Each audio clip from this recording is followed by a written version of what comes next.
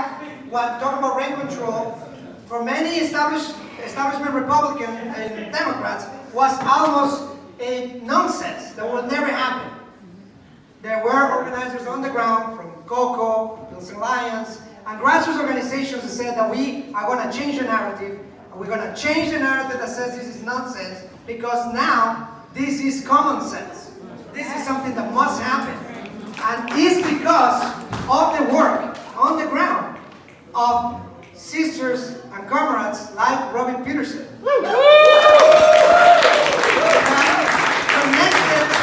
Connected the Chicago Democratic Socialists of America to the Leave the Ban coalition, that we were able to have a citywide rent control coalition that put this on the ballot and received over 70% of the vote in over a dozen districts in the city of Chicago. This is the kind of transformational work that happens with the leaders in this room. So I want to welcome, let's give it up for our sister and comrade, Robin Peterson.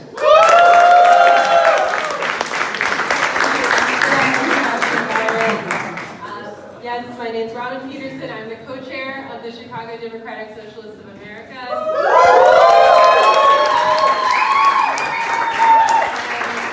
Once again, I want to thank each and every one of the organizations that are here tonight, those who are listed on the press release and those who participated but weren't listed.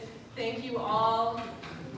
And I want to say a small number of people did a lot of legwork over the last 4 weeks to pull this coalition together.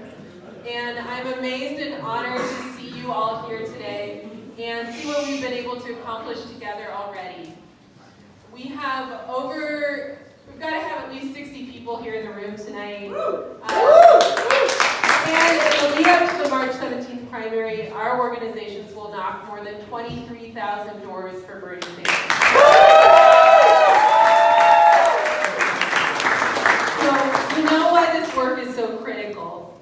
Our speakers tonight have talked about what this election represents for immigrants, for people of color, for youth, for students, for anyone who has ever needed health care, but especially for seniors, disabled people, poor people, and others who are vulnerable to the greed of our for-profit healthcare system, and what this election means for the continued existence of human life on this planet.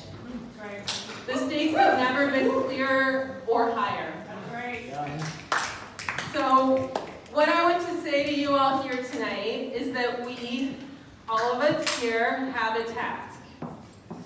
And this is going to be our task regardless of what happens on March 17th, and regardless of who wins the Democratic nomination, and regardless of who wins in November. And that task is to build a movement.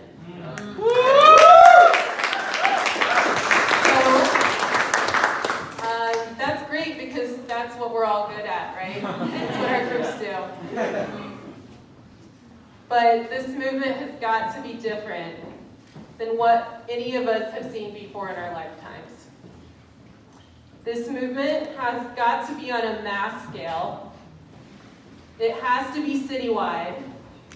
It has to reach across race and across geography and across the many silos that we work in today. It has to be democratic. And it has to be a socialist movement.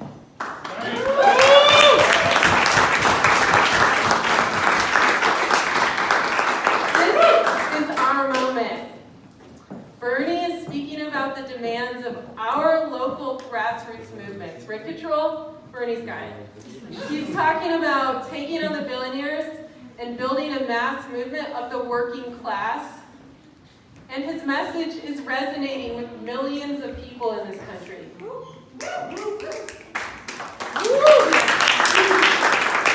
Last fall, the Chicago Teachers Union and SEIU Local 73 stood up against the austerity of Lori Lightfoot and for the rights of workers and students when they took 25,000 workers on strike.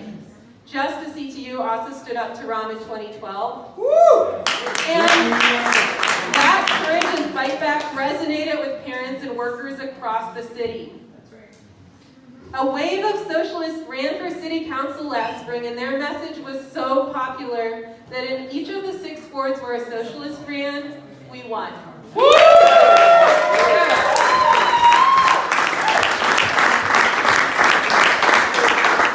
We are winning. We are growing. Huge numbers of people are becoming newly politicized now, and they are ready to fight for a vision of a better world. This is our moment to seize. That's right. So these are new conditions and they open up new possibilities. Right now, we have the chance to organize in a new way. Instead of competing, we have the chance to collaborate. Instead of shaping our work to appease outside interests and gatekeepers, we have the chance to have independent, member-run, democratic organization.